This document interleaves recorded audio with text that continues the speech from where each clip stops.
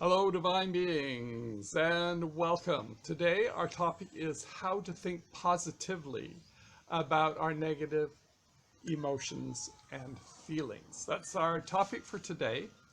And it may sound a little contrary to you that we are talking about how to think positively about negativity. Most of what we hear, if you go and look at a YouTube list in YouTube or you do a search on Google, it's how to crush negativity, how to destroy negativity, how to stop negativity, how to eliminate negativity, all this tension and stress going to work on negativity, and that it doesn't make any sense that we would do all of this efforting on negativity, because if you really look at the law of attraction, it says, and this is my favorite, what you resist you become. So if you resist your negative thoughts, you're going to become your negative thoughts. Another way to look at this is Joe Dispenza.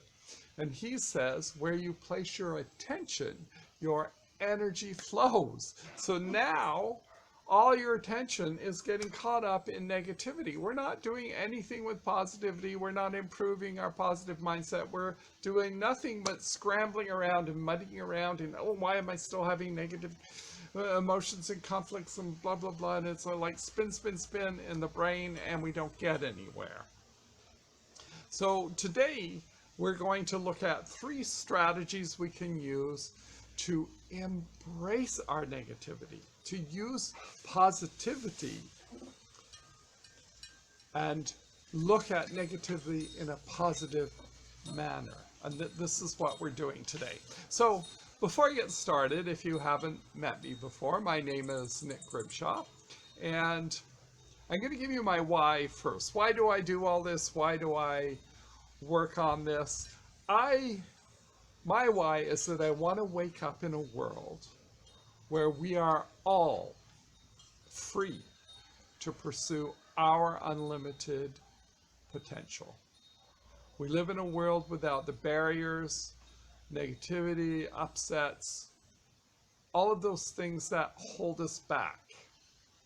People, places, the way we're educated, all of those things that try to limit us and fit us in a tight little square box that's defined, wrapped up. We know who Nick Grimshaw is, he's this, right? And that's what school does. It takes you all into a classroom and makes you all this. This is what you have to be to pass. So we want to move out of that world into a place where we are all free to pursue our unlimited potential. Doesn't mean we will achieve it, but we are free to pursue it. Now, the what I do is interesting, because what I do, and everything I'm talking about goes for myself, because I'm not a guru sitting on a rock somewhere. I haven't achieved enlightenment. Probably in this lifetime won't achieve enlightenment, but I'm pursuing enlightenment, right? So everything that I'm doing, what I'm learning, I'm bringing to you, and in the hopes that I inspire you. And what I'm doing is I'm trying to loosen our grip on the physical universe, because my God, we're really locked into the world of our 5 senses. And if it's not something we can see with our 5 senses, observe with our senses, feel, hear, touch, taste, it doesn't exist.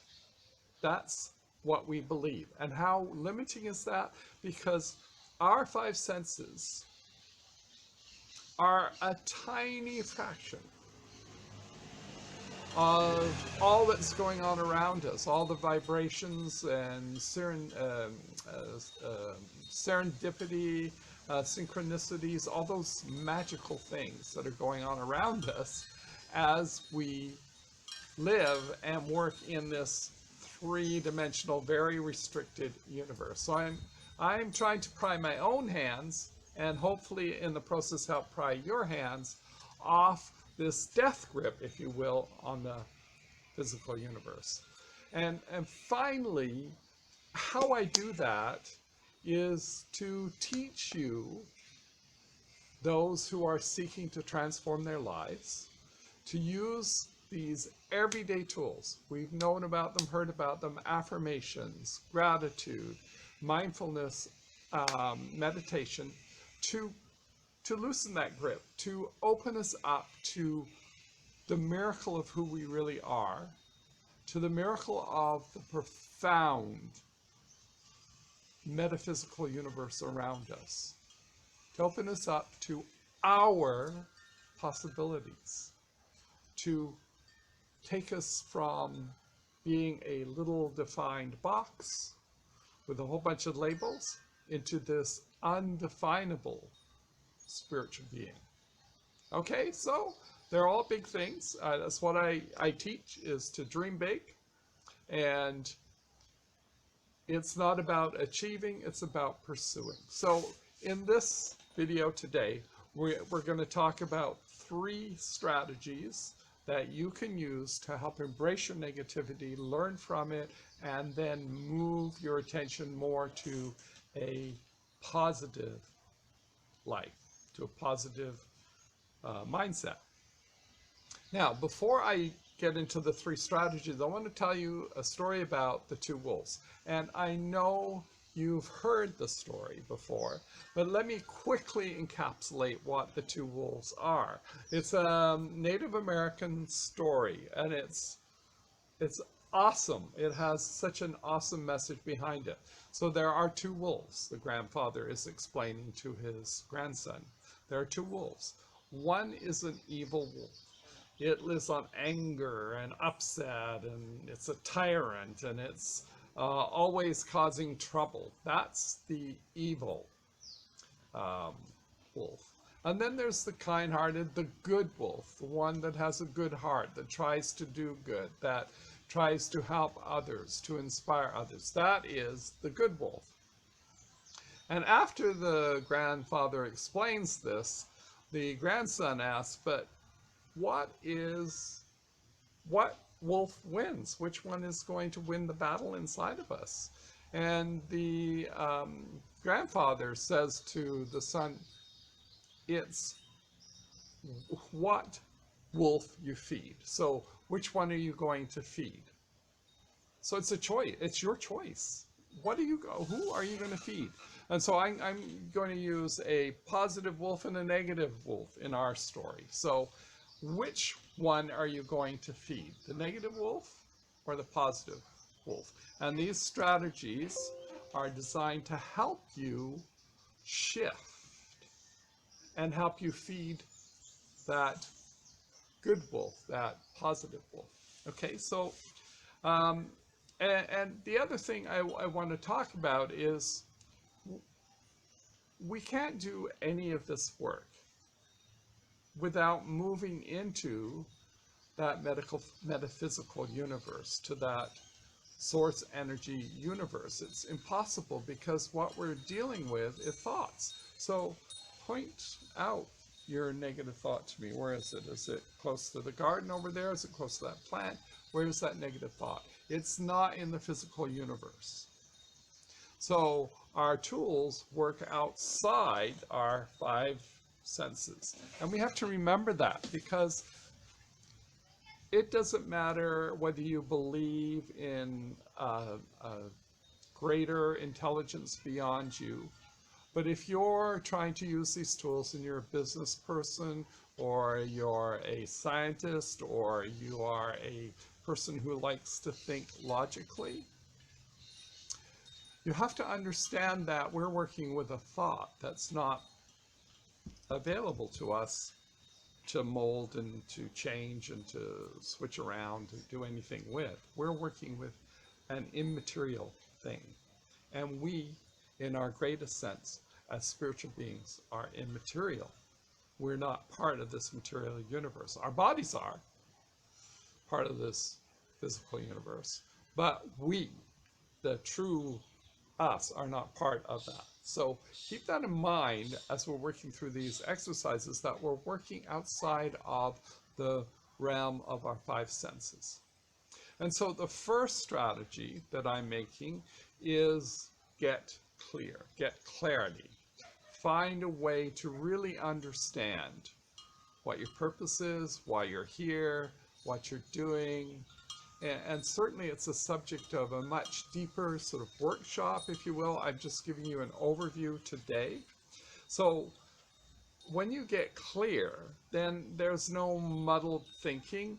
You're not as likely to get caught into a negative trap. You're being pulled by what is positive. You're feeding the positive wolf, and you're not as likely to be dealing in negative because you're dealing with your positives.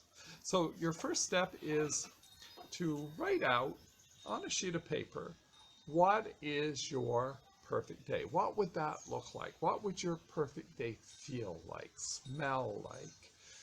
What would that be like? I've written my perfect day out many times. It's an exercise to do as you evolve, because what your idea of a perfect day will change too. Nothing in this universe is going to stay exactly the same. So we want to revisit that every once in a while. But for now, sit down and write out as clearly as you can, with using as many colors and as many of your five senses as you can, what your perfect day would look like. Now, we're talking about our perfect day, but your writing doesn't have to be perfect. We're not looking for perfect English, grammatically correct English, or spell checked correctly, or anything like that. This is your information. This is your dealing with. And so it's for you. It's not for showing off. You're not going to post it on, well, you could if you wanted, but it's not to be perfect. It's to be done. Done is better than perfect, as one of my mentors keeps reminding me all the time. So that's one strategy, one part of getting clarity. The other one is to write what I love list, a what I love list. This is not a closed list. This is an open-ended list. Keep it with you. You can always add new things that come up that you go, I really love doing that. Or you spend a day with somebody and you go, I really love being with her or him. So this is a list that grows with you, but list off the things you love. What do you love to do? What kind of hobbies do you love? What kind of food do you love to eat? What kind of books do you love to read? What kind of people do you love to be around? What kind of programs do you watch on television? What's your favorite thing to do on a hot summer day? All of those, list them out. And this now, can you see what we're doing? We're not doing anything with negatives. We're just talking about our wants and desires, what we want, what we love, the things we love. And when you're doing that, you're focusing on the positives. So all these lists, you're feeding that positive wolf. He's growing bigger, fatter, better, because you're feeding him all this inspiration, all this good stuff. And finally, it's a what I want list. And in my article that goes with this video, and I'll put the link below so you can see the article as well in a little more depth, I talk about being careful with a what list. It can't come from a place of scarcity. You have to come from abundance. So what we're talking about for your want list is, I would love to find 5 beautiful people who think the way I do about blah blah. Or I would like to go on a vacation where I am inspired and moved to do something or that fits my hobby or my passion. That sort of thing is what we want to put into our I want list. Not something like, I need $500 tomorrow to pay the rent. That is in scarcity, and we don't want to have this list in scarcity. We want to be in abundance when we write the list. So if you find yourself listing something that's coming from scarcity, cross it off. We want to just focus on the abundant things you would like to bring into your life. Okay, so now, again, you notice we haven't talked about negatives. We've talked about all things positive, and we've been feeding the positive wolf. Now, the next step may seem a little strange, but it's using affirmations. And to use affirmations, the I am powerful words, or I choose, these are powerful words and powerful sentences structured to bring your brain into agreement with where you want to be. So in an affirmation, one of them I suggest is, I choose to find the message in my negative thoughts and use that message to change a habit or a behavior to inspire me. So now you see that we're moving away from, we're taking the negative and we're finding positive things that we can do with it. So see, we're now using our negativity to help us think in the positive. Okay, here's another suggestion. I am embracing my negative thoughts as I am growing and learning how to live an inspired life. So I'm embracing them. I'm embracing them. I'm not pushing them aside. I'm not wasting energy on them. I'm embracing them. And that's, again, an affirmation. So I'm a quick commercial here on affirmations, because they are one of your most powerful, most basic tools to use to adjust mindset. And the ones you write yourself, the ones you design that fit specifically to your situation, are the most powerful. But you might feel timid or worried about writing an affirmation, a positive I am affirmation.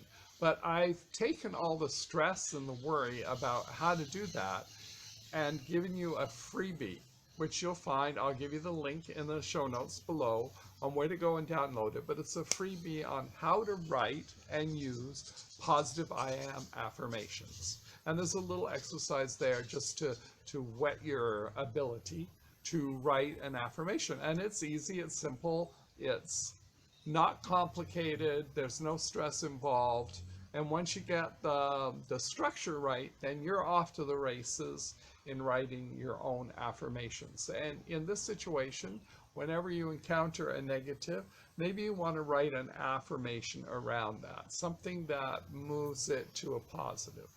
Okay, so that's the gist of using affirmations. And please go and download that. The link is below the video I'm going to give you the link. You can go and get it and download it. I really urge to download it. It's been a very popular item with my community. So please, please go and download it. Take a few minutes to read it. Take a few minutes to practice, and then create some positively embracing affirmations about your negativity. Okay? And finally, the third strategy is to use gratitude. So again, this is not something we would think to use as a tool to help us deal with negativity. And gratitude, we think, is about the gifts we've received, the good things that we get in our life. But that's really not what gratitude is all about. Gratitude is to live in gratitude. It's a state of being. So you are grateful for everything that happens in your life. And so when you encountered those negatives, what positive came out of those? Ask yourself, think about, challenge yourself, what negative things have happened in my life that have turned out positive in the end? I can tell you a brief little story about my neighbor's goat who escaped his pasture and came in and ate the tops off all my flowers in my flower garden one spring, and I was devastated. I thought, we were just getting ready to burst into flower, and I'm like, oh no, I'm going to have a miserable garden this year. But what happened was, that was sort of like a pruning, and all these flowers put out multiple more blooms, and I had the most spectacular flowering garden I've had ever. It was amazing. So negatives do turn positive, and all we have to do, if we look at the negatives, and how can I now can say that I'm grateful for what that goat did. Though at the time I wasn't feeling too grateful, I'll tell you. But this is the exercise, this is the practice. There are ways to look at these things, to embrace them, to love them. Just another little tool, a little mantra that I use often is when a negative thought, excuse me, comes up, and you look at it and you look at it and say, I love you. I release you. I let you go. So you're giving love instead of trying to push and get angry about or frustrated about or annoyed because you've had another negative thought. You're putting love there. You're putting love out there. Use love, right? And really, that's the total of my strategies for you. And you may come up with another strategy that works as well. But whatever you do, make sure you're feeding your positive wolf, and you don't worry about the negative guy sitting there. You don't have to worry about him. You don't have to crush him or stamp him or eliminate him or shoot him or kill him or stomp all over him. That's not necessary. We don't need to waste all that energy. If we focus our energy on being more positive, more on the abundant side of the ledger, then we don't need to do all of this energy consuming hard work. We just do the enjoyment, because writing out how you would live your perfect day is a joy to write that out. It's a joy to write out all the things that you love, all the things that you're passionate about on your what I love list. So, and your affirmations and your gratitude for the negativity that comes up into your life. Wow. And that's, again, going back to the magic of what we're doing. We're manipulating things outside of our five senses. There's nothing I can do to change a negative thought. Like here, I'm trying to read. I can't change a negative thought that way. Okay, so it's when we come back into this world of our senses and we go off to wash our dishes or put our laundry away, which is something I need to do today, we come back and somehow it looks changed. But the dishes are still in the sink, and they're the same dishes, and they're the same color as they were before. The laundry is still in the laundry basket, ready to go into the washer, the laundry washer. I'm getting my Spanish and my English mixed up. I knew that would happen eventually.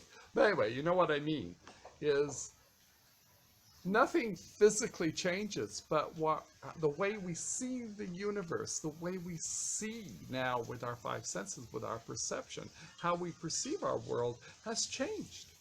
And that's magic. That's the magic of doing this work. Okay, and so that's what I want. I'll leave you there thinking about the magic of doing the work and how that changes your perception of what is the same thing that was there before. So that plant hasn't changed, but the way I perceive it has changed. It's no longer a weed. It now has some kind of magical beauty. Okay, so that's it for today. I hope you enjoyed this video. I'm going to post below all the show notes for you to follow on my resources, how to get in contact with me. Make sure you hit the like button, subscribe, hit the notification button, if you will. That all helps us reach out more people, to bring more people into this world of possibility. Okay? And in the meantime, as always, live inspired, dream big. Ciao. Hi, Nick Gribshaw here, and welcome to our channel. If you enjoyed this video, please give it a thumbs up, give it a like, comment, and subscribe. Doing those things really help us track better with YouTube. And if you're interested, click the notification button for notification when we upload a new video. Thank you so much for doing that. Have a good day.